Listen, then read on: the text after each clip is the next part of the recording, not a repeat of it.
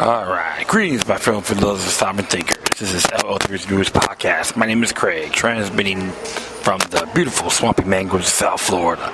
And today's date, Thursday, June 25th, 2015. Oh yeah, it's just very interesting when I was been real busy this past week.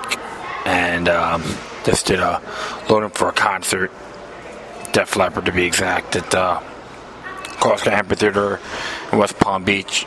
Had to recuperate, and I was trying to do a recording earlier today, and I just almost fell asleep over it. That wouldn't sound too great, too much dead air. However, just gonna try to wing it. It won't be too long. It'll be mainly about the TPP, the Confederate flag, and gun control, and some of the hypocrisy with Pope Francis, which I think he's a stooge, should have been to. He's another New World Order stooge, as far as I'm concerned, to the whole Vatican. Nothing against the Catholics in general. It's just you gotta smell the corruption. If it's too potent, you have to really be vigilant. So like I said earlier, it's just the whole thing's just this whole Confederate flag ordeal is just another sham, distraction, and a lot of folks got caught hook, line, and sinker, been the victims of the Ben Bernays' book propaganda. It got manifested over the whole hoopla without any meritable references or sources to back up their story or their support of get rid of the battle flag in Charleston, South Carolina.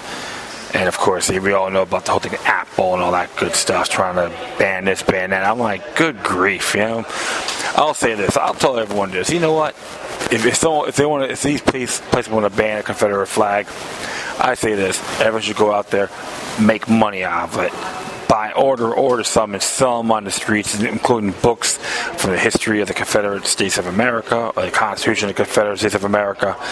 Plus, Jews in the Confederacy would be three good fine examples. Knowledge is power. Ignorance is enslavement. It's just my own personal view. And don't get me wrong, I don't condone slavery. And two, was the Confederate States of America dandy nation? I couldn't even be around to observe it, but I could say they had a lot of rough edges, just like almost every nation within our planet. Speaking of slavery, we'll talk about economic slavery.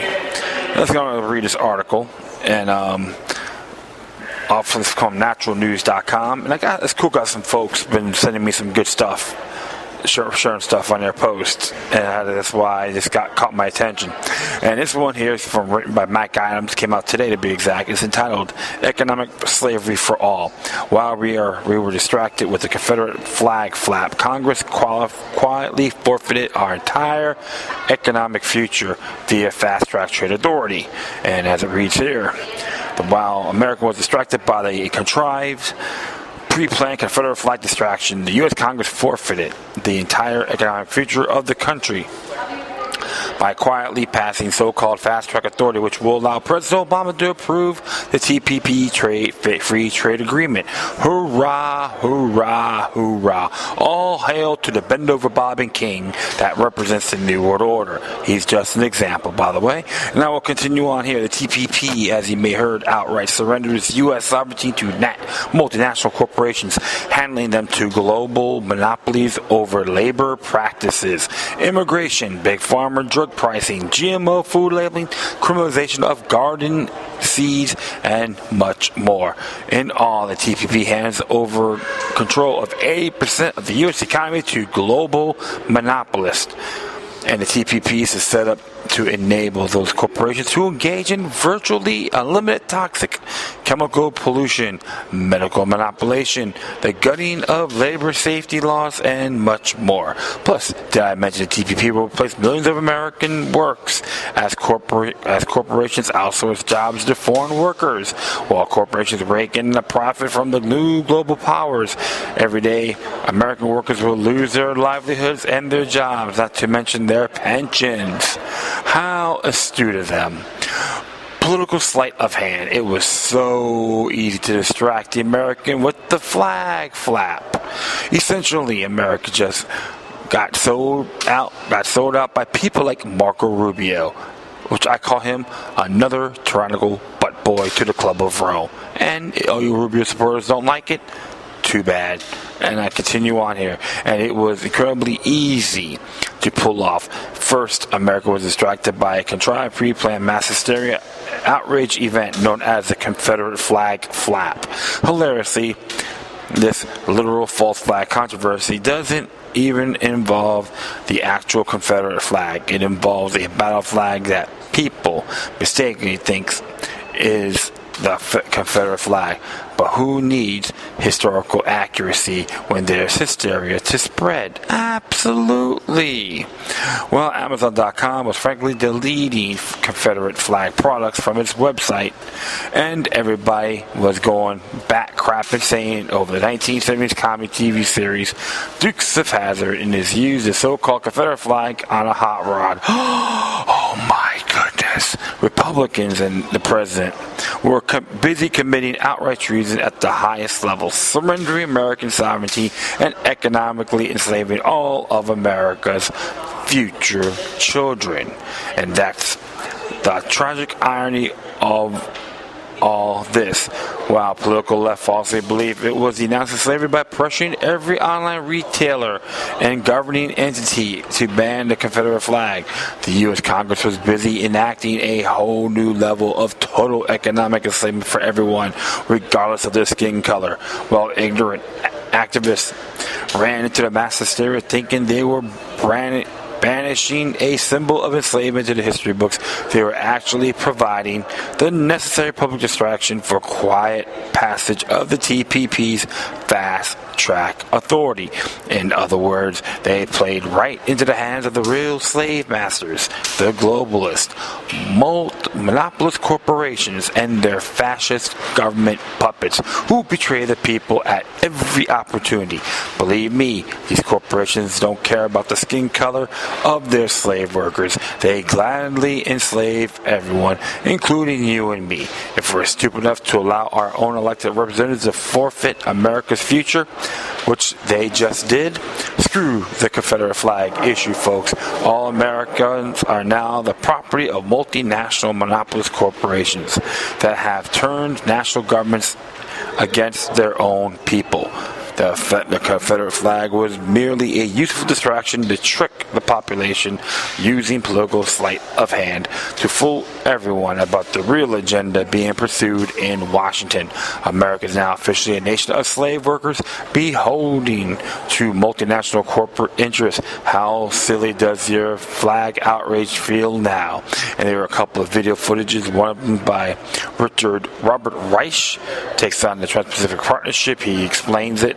And Senator Warren on the Pacific Partnership Trade Agreement.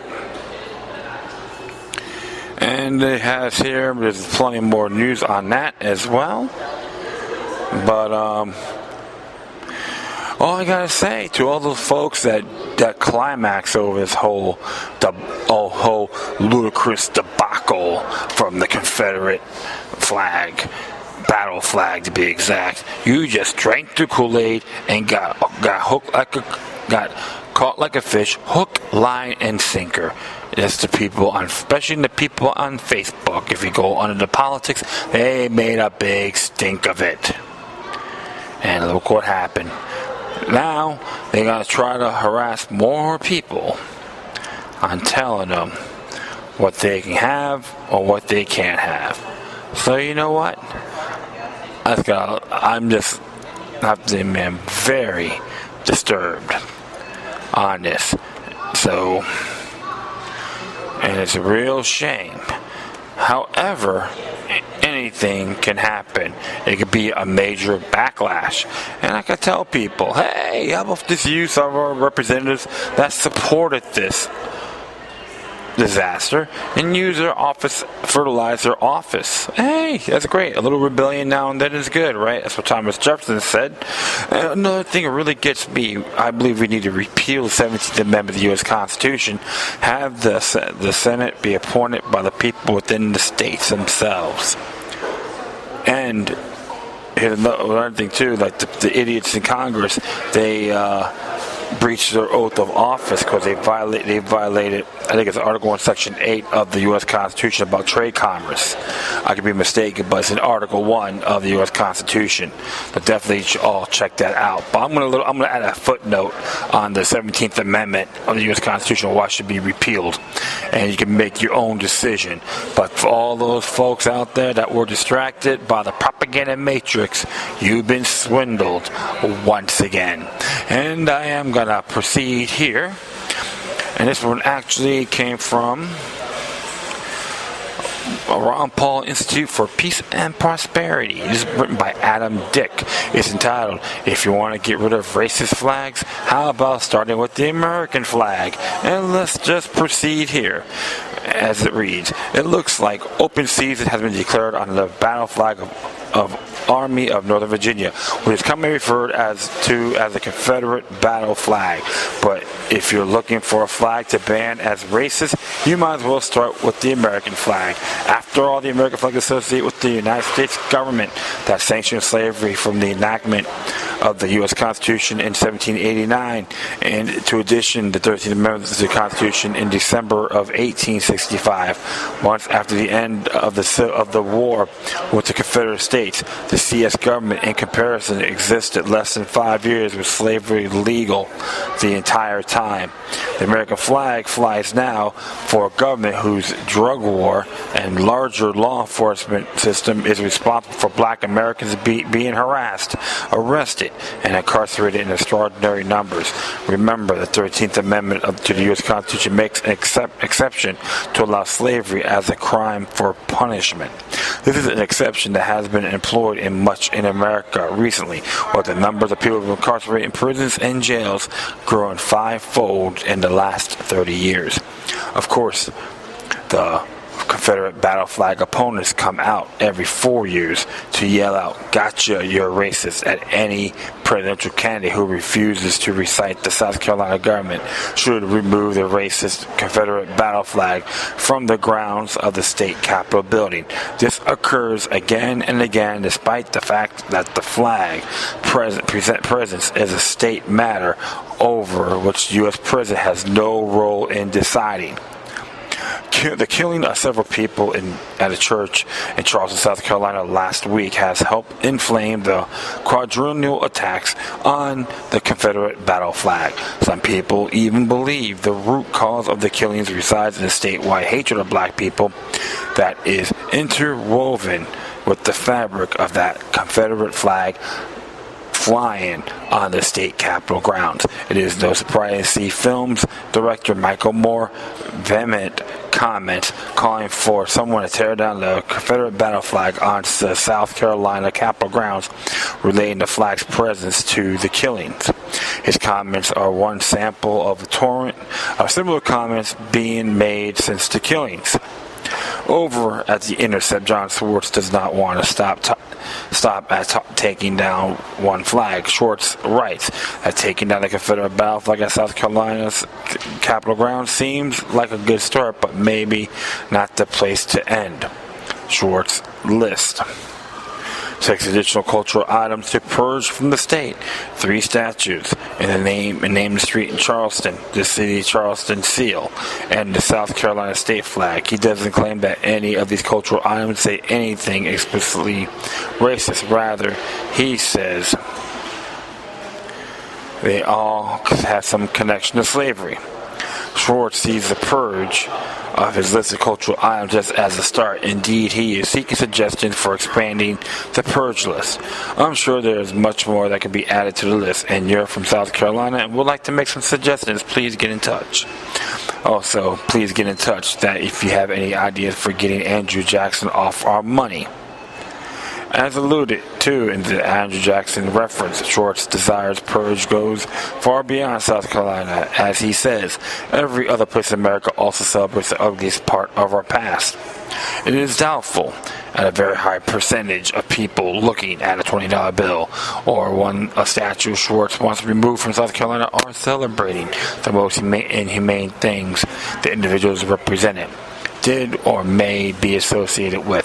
Some people take in an aesthetic and leave it at that. Some people pardon the times during which individuals represented lived. Some people curse or celebrate the individuals represented. Different strokes for different folks. The call for widespread elimination of cultural items that may cause some people discomfort because of a relationship to slavery, and potentially a much longer list of verboten people, occurrences, and beliefs. Brings to the mind destruction of cultural items in war, addresses the intentional destruction of cultural items by the Islamic State, ISIS. Stuart W. Manning, the director of the Cornell Institute of Technology and Material Studies and professor classical architecture at Cornell University, explains all attacks on archaeological sites and artifacts are brutal assaults on our collective human memory. They deprive us of the evidence of human endeavors and achievements. Destruction eloquently speaks of the human folly and senseless violence that drives ISIS. Terror groups is destroying the evidence of the great history of Iraq. Oh, excuse me there, my friends. I was like yawning all this time. It has to, as a history attests, to rich alternative to its barbaric nihilism. We saw the purge of cultural items in South Carolina and throughout America is different in many ways from destruction of cultural items pursued by ISIS. Manny's observations suggest some important similarities in America. Cultural cleansing similarly threatens to obliterate Americans' memories and the evidence of history. The whitewashing also attempts to alter the Americans' narrative to remove the alternatives, with their both good and bad aspects that he may suggest to purge cultural items. Excuse me. The German government's attack on degenerate art in the 1930s and 40s is an illustrative example of the systematic destruction of cultural items. Many people will find more surprising that Moore and Short's comments in the article by writers identified with libertarianism, who singled out the Confederate battle flag as universally conveying a predominantly or solely racist message. Oh, by the way, Michael Moore's a clown anyway. He should just go up in the back, go up there, get his big, large posterior, and take the flag down south and see how tough it really is. And we'll continue on here. Many people will find more surprising. Okay, I already did that with Schwartz. Cato Institute Executive Vice President David Baltz wrote in 2001 that the Mississippi state flag should be altered because the Confederate emblem in the state flag can't be separated from slavery. But, of course, it can, just like the American flag can be separated from slavery. The government of both U.S. and CS recognized the legality of slavery in their respective jurisdictions throughout the war.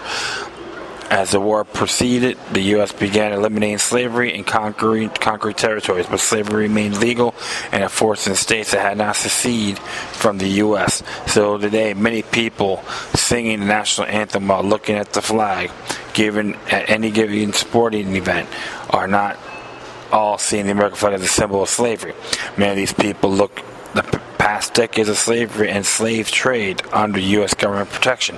They look past at the Fugitive Slave Act that denies slaves their freedom, even if they could escape to a state that outlawed slavery, as well as the fact that the U.S. Constitution guaranteed through the year 1808 the legal continuation of the importation of slaves. Baldwin's conclusions derive from defining the Confederate States War as being about one thing: Confederates desire to protect slavery. This is a conclusion with many people disagree. Even people who agree with Baldwin's conclusion about the war still can revere the Confederate battle flag while opposing slavery and racism.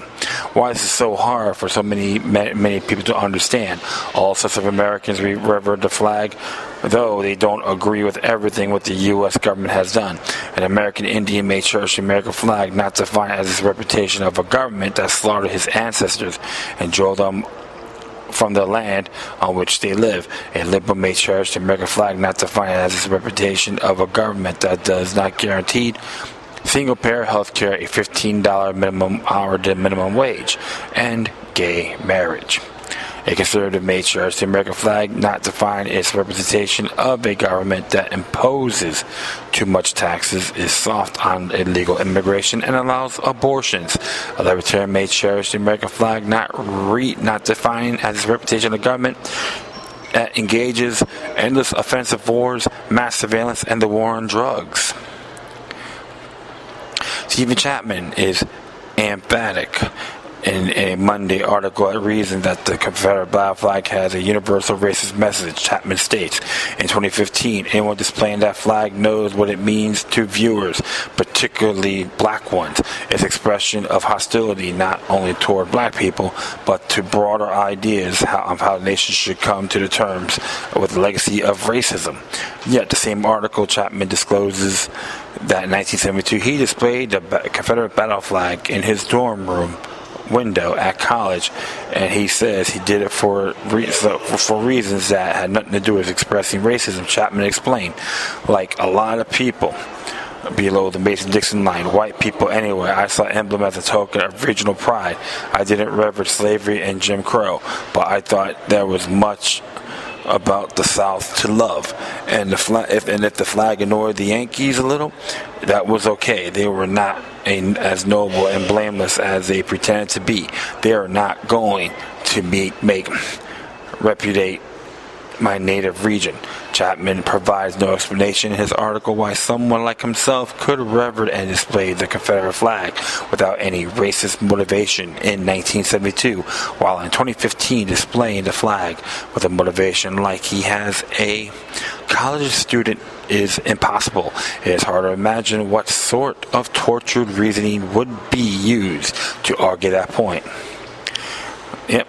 In 2011, Brian Thomas, a student at the University of South Carolina, Beaufort, did just what Chapman did nearly 40 years earlier.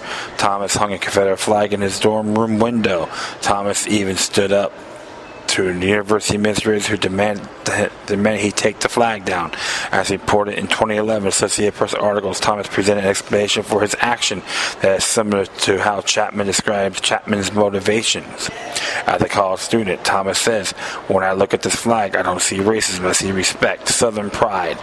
This week, Thomas discussed in a CNN interview his reasons for continuing his reverence for display of the American flag. Chapman and Thomas also serve as an example that the people's views regarding the Confederate battle flag are not determined by their race. Chapman is white, Thomas is black. Yet as college students, they both display the Confederate battle flag and do not view their doing so as an expression of racism. Many people would heap the scorn on Chapman for Thomas for displaying the racist Confederate battle flag, would praise someone for displaying the American flag. Yet the American flag is associated with the government has done much wrong, including black people. The racist label can be affixed to the American flag just as it can to the Confederate battle flag. The histories of the government associated with both flags provide plenty of ground up for arguments supporting the label's applicability. Yet each flag is cherished by both people and abhor racism and by people who embrace racism. If the Confederate battle flag must be taken down because of the history of the government with which is associated, then why take down the American flag as well? The man has a point, and I have to commend him for that because there's a lot of double standards. If you study American history, you will understand a lot more. This is why the whole hoopla, hype, and propaganda, which people foam at the mouth, and they're arguing about this on Twitter and Facebook, and they call you a racist if you support the Confederate flag or a traitor. They don't even know what treason means. You better look it up. Go under Black Law's Dictionary, tell you all about it. So that's really get a big kick out of it with some of these dingleberries, they have this mindset. And this is why I always find this ludicrous and unacceptable. This is not a main. It should not be. It should not be. It should be a main idea. So you have to really think about that. So you have to, folks, gotta always learn and pay attention and observe responsibly. That's why I always tell people, study a little history. If you don't learn about the Confederate side, why they seceded, look up. The good start would be Jefferson Davis's farewell address. I have that on my past archives. You can look it up. You just type in Jefferson Davis's farewell address. You find plenty of documentation on it, and even an audio version on it as well. So you want to listen to it on the car. Like YouTube, you can find it on YouTube. You have to know all these facts. And another thing people gotta realize: the South lost, they'll deal with it. What Abraham Lincoln done, it was an illegal war. It was never approved by Congress on attacking the Confederate States of America. Is it called a civil war? No. It's the war against the Confederate States of America. Because it was a new country, they had a constitution. And another thing too about General Robert E. Lee, they called him a hero. I think he was a great man. He surrendered. There's even history books. One good quote I looked at. I read. It's called "The Real Lincoln" by Thomas J. DeLorenzo, and he was writing letters to some reporter, and he said, like when he went back to his hometown, he saw his place burnt to the ground, and he went, "If I would have known about this, I would have fought to the death." That's why he felt disgusted and deprived. He died 5 years later. He was very heartbroken and felt hated. And all these folks saying the Confederate battle flag is bad compared to the Nazis. You don't even know what the hell you're talking about if you still believe in that. And I'm not here to pick on people. But the truth of the matter is, everyone needs to take the initiative on doing their homework. And here's another thing as well. Executive Order 1966. President Roosevelt signed to have all so-called enemy combatants into internment camps. Most of them were Japanese Americans. Japanese Americans that were Japanese descent were forced to leave their property and sent to these little internment camps. Sounds real pretty. It's like Indian reservations. Very similar, right? And what was it used by? The American flag. The red, white, and blue. Always think before you speak or act, especially when it comes to these topics. And this is why I always tell all my listeners out there, it doesn't matter what you look like or who you are, always observe responsibly. Never get caught in propaganda hype. All right, next one here.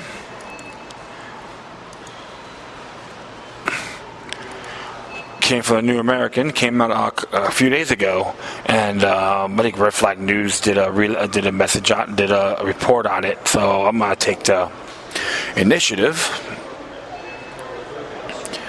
and this is entitled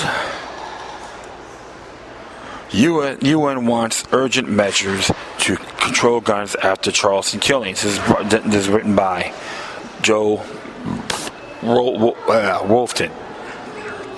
As it says here, not to be outdone by Barack Obama and Hillary Clinton in calling for civilian disarmament, the United Nations has taken advantage of the Charleston shootings and joined the chorus of confiscators. In a statement issued on June 19th by the United Nations Working Group Expert of People of African Descent.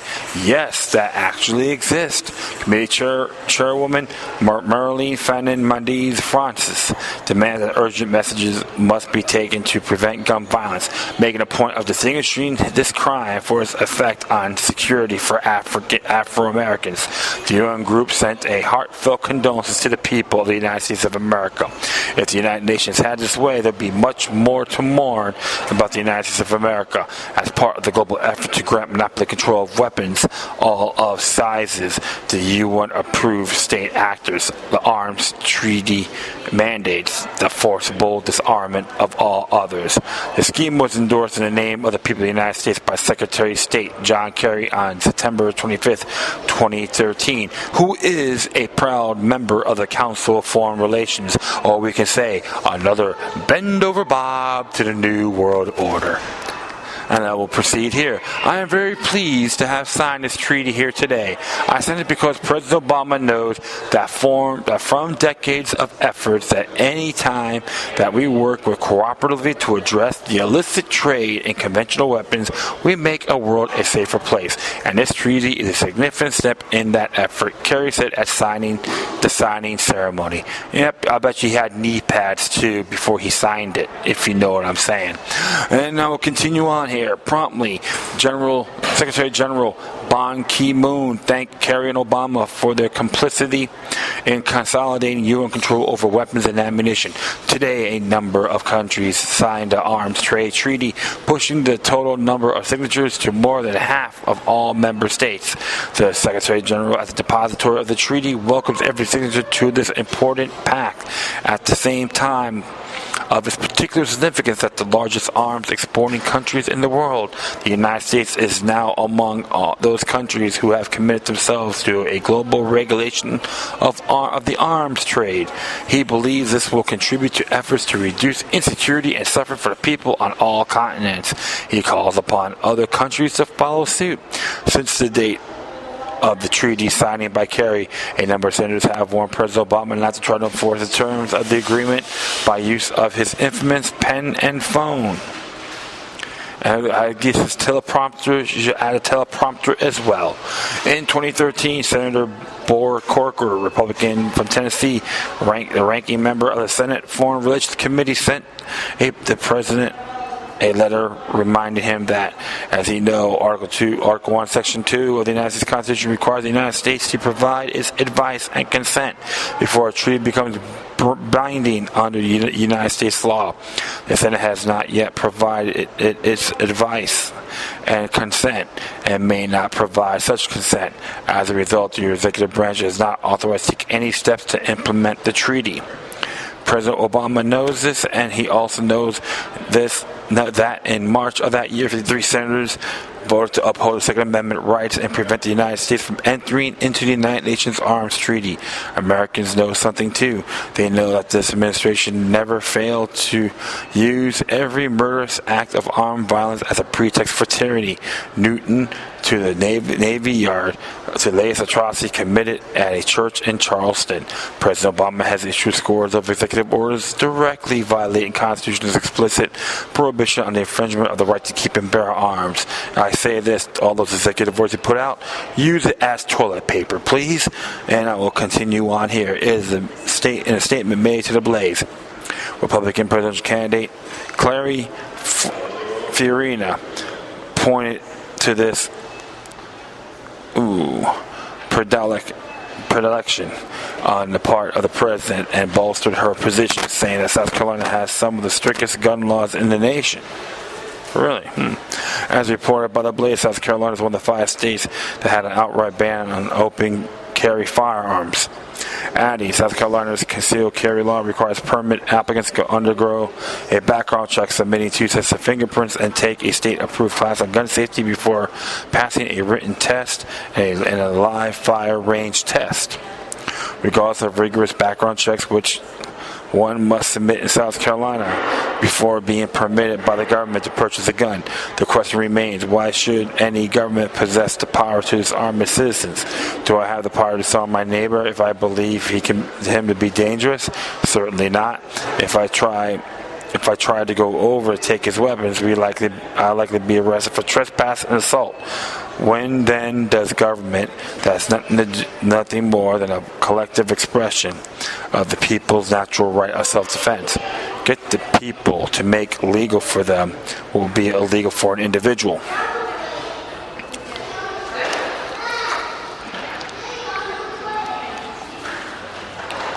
Sorry about that. I had to get a shot of water here. While the United States UN's working group of experts of people of American descent may be correct in calling the barbarities that committed by Emmanuel African Methodist Church a racist crime motivated by prejudice, nothing in the words or executive orders of the president would have prevented it from happening. The same goes for the Arms Treaty. The Secretary General, the Secretary of State, and every presidential candidate can claim that they want to talk about additional gun regulations out of consideration for the safety of innocent people. But what they really intend to do is take liberty from innocent people to leave those people defenseless and do anything about it. Arguably, the Arms Trade Treaty would become law of the United States if the Senate were to ratify the treaty. Arguably, well, that is process that the Constitution established for the implementation of treaties. Fundamental principles of Constitution and constitutional law dictate, and no treaty that violates the Constitution and become the supreme law of the land. In case of the UN arms treaties, there is no doubt that regardless of presidential signatures or congressional consent, this treaty cannot pass constitutional muster and therefore will never be the valid law of the land. So technically is null and void. Unless, of course, Americans once again acquiesce to President Obama's assumption of the illegal authority and relinquish their rights and weapons regardless of reason, and they should not do so. The nightmare scenario took a giant leap toward reality on Thursday, June 18th, when 218 members voted to grant the President Trade Promotion Authority, TPA, the so-called fast track. I have to look that up. With this new power, the president is free to unilaterally issue international executive orders that are binding in the United States. Along those orders are concerned trade. Is there any question whether President Obama will use the new power over trade to implement provisions of the UN's Arms Treaty? Somewhere, perhaps, a teleprompter is being loaded with a speech mourning the death of so many innocent men and women, promising to heal the country by making it more difficult for people to own, buy, sell, or transfer the language from the ATT firearms. There is no person of sound mind who doesn't deplore and denounce crimes such as that committed in Charleston. Senseless brutality leaves us all scarred and diminishes our collective virtue. Wise men, however, would recognize that statements such as that issued by the United Nations Working Group on Experts on People of African Descent, demanding that urgent measures can be taken to reduce gun violence, will, as with all similar statements made since the establishment of the modern state, have no effect on violence. It will, however, leave Americans unable to defend themselves against most violent armed forces have ever created. Government. Yes, the person is correct on that. And that's why we need to get out of the UN, because the whole thing is just another monumental deception to the New World Order. So this is why I have to always let people know that I am proud to carry my anti-UN flag wherever I go. And some people sort of argue with me that we need the United Nations. I go, what is your merits? And prove it. Convince me. I know one thing for sure, you can't. I support everyone to defend themselves. It's the laws of human nature. Natural law. Defend your loved ones when it's necessary. And like the United States, I tell everyone that police aren't obligated to protect you as an individual. And in addition, I always stress this: what does government mean in Latin?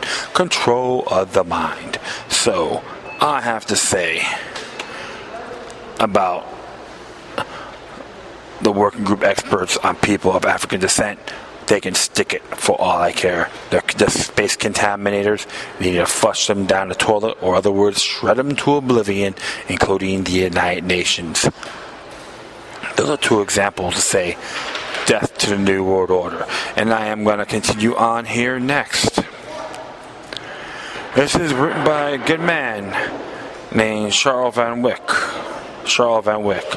It came out today, and is more on a Christian point of view. And I'm not really, it doesn't matter what your belief system is, but it's really pretty cool. Always give this man homage. And it says here, church shooting in Charleston, South Carolina. He has a quote here. Like a muddied spring or a polluted well are the righteous who give away to the wicked. Proverbs 25-26. So let's talk about the Charleston shooting in South Carolina. I had just arrived at home after ministering with a Bishop of Souls team in Cameroon and Dominican Republic of Congo. On the very next day, news of the church attack on unsuspecting Christians in Charleston, South Carolina was released. My heart breaks up for the families of those who are feeling the pain of having lost loved ones through this senseless attack.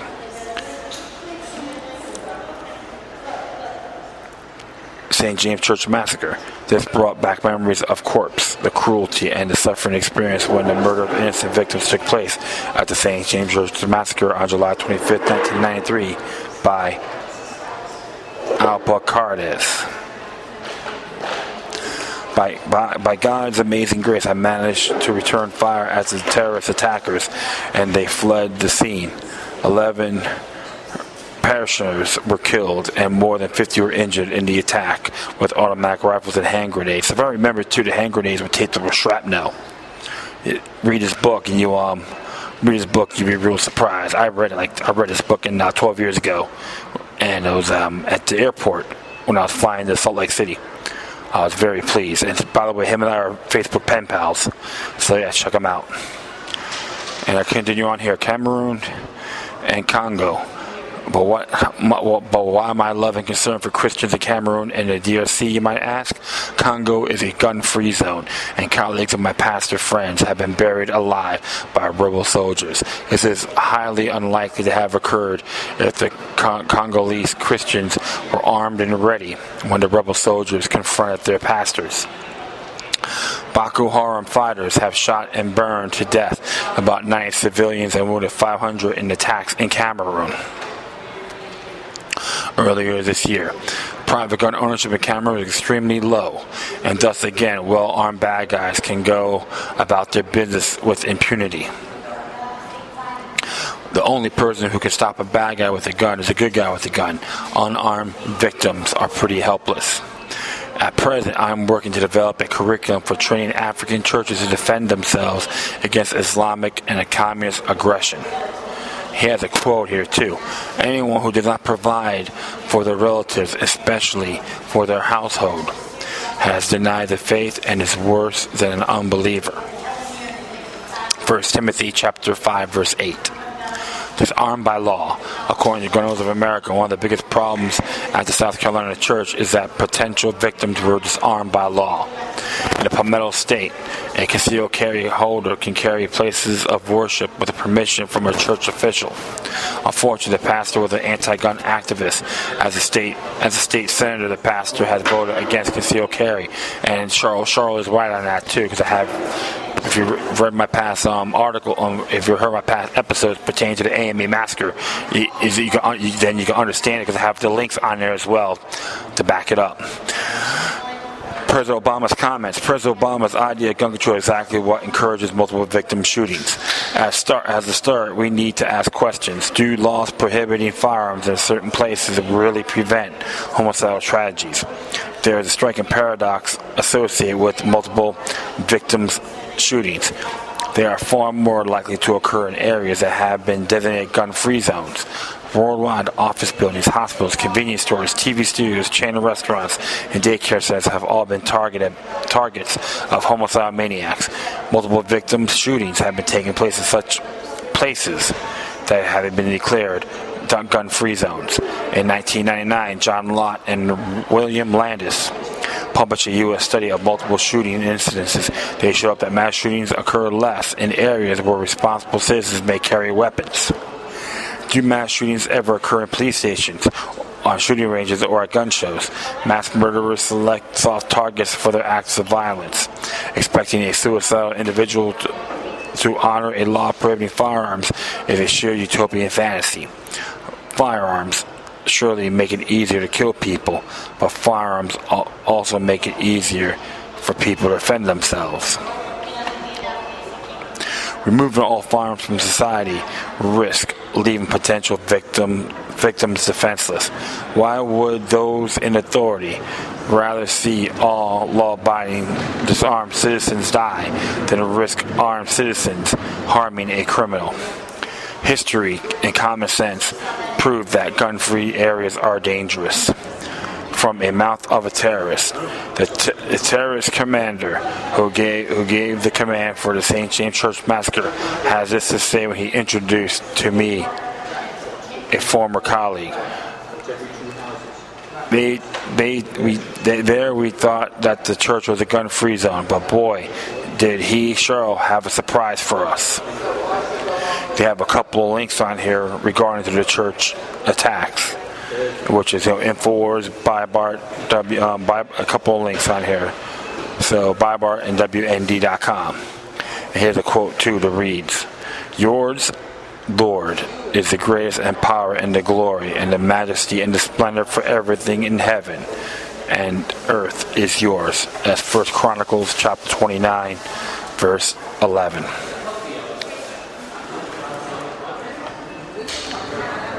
And always have to. Charles is absolutely correct, and that's what people gotta realize. You have to go further than what they teach you. It really rattles the mind, when I hear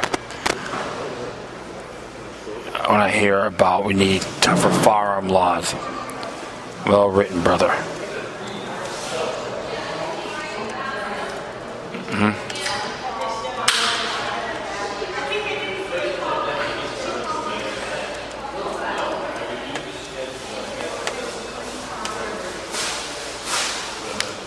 Oops, let me just post it on here.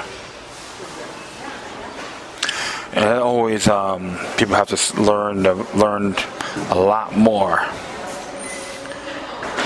and what's occurring, because self-defense is righteous. Doesn't matter what your race, color, and creed is. And folks have to really start learning about this. And firearm-free zones don't work. Look what happened at Virginia Tech. Airplanes on 9/11. Columbine High School. And many other places occur in firearm-free zones. I'm not here to go around flaunting to show off your arms.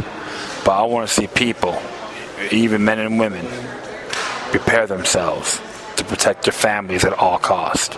Because this is a dangerous world. It's been like that for a very long time. And those vultures from the New World Order, these demoniacs, want us with our hands up like a bunch of cowards, calling out for underdog. I always use that cartoon because it's inspired me not to be like them. And blessings to Charlotte and his family. And this is just really enjoy reading his work. And sharing with everyone out there, out for you folks as well. So that's all I have to say. And here finally, this just came from the JPFO to be exact, and came out yesterday. It's about Pope Francis, and it says here, will Pope Francis disarm his guards? And it's by Kurt Hoffman. And it says here, speaking at a rally in Turin, Italy, Sunday, Pope Francis articulated the novel theory that those who manufacture weapons or who invest and manufacture all of them are hypocrites if they claim to be Christian. That's from Reuters magazine. Francis issued his toughest commendation to date of the weapon industry at a rally of thousands of young people at the end of the first day of his trip to the Italian city of Turin. If you only trust men, you have lost.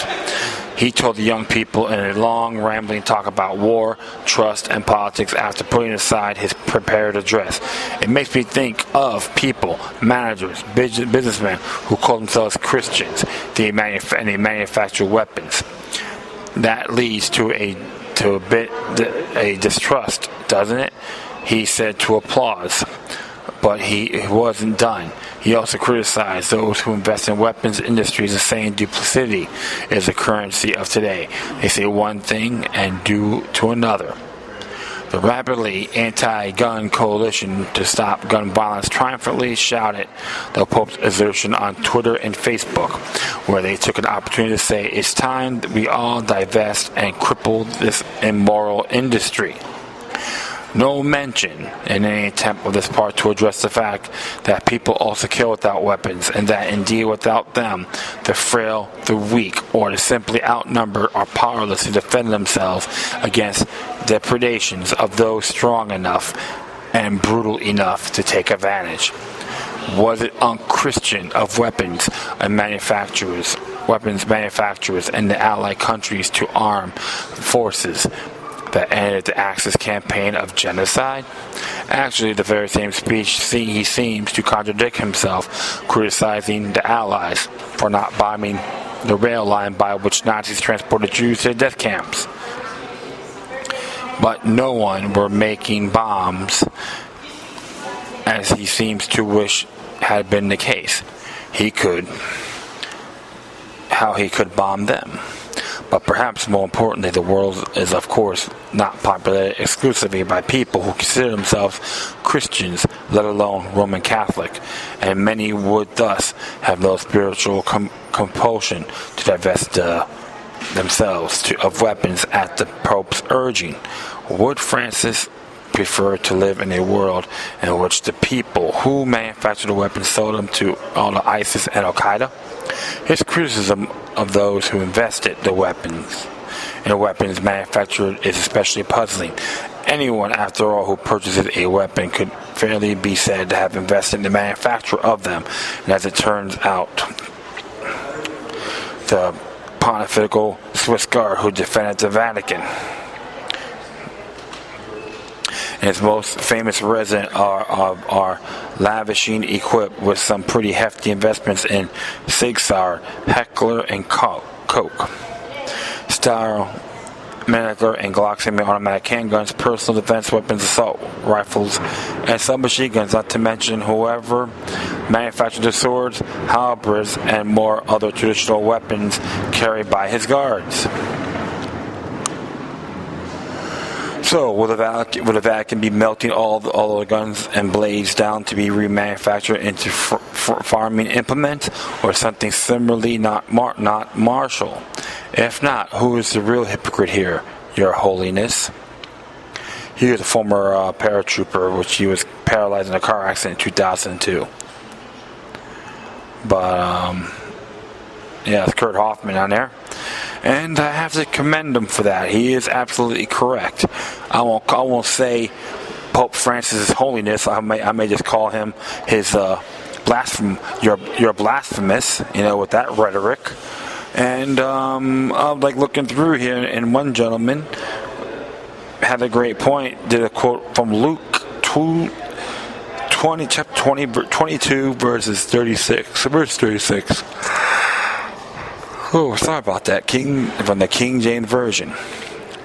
He said, He unto them, but now he that hath a purse, let him take it, and likewise his scrip.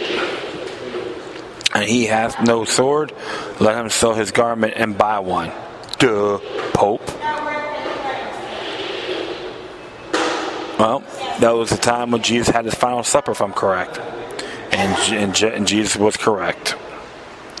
Was right. So, I don't know why. That proves one thing about Pope Francis. He is nothing more than another technocratic stooge to the one world order. He is one of the Satan's children, I would say. I don't mean in a Leviathan point of view. Okay? This man is nothing more than a hypocrite. And all those people that believe that I'm criticizing the Pope, yes I am, and I don't give two craps on what you think of me. He is nothing more than an unmeritable fool.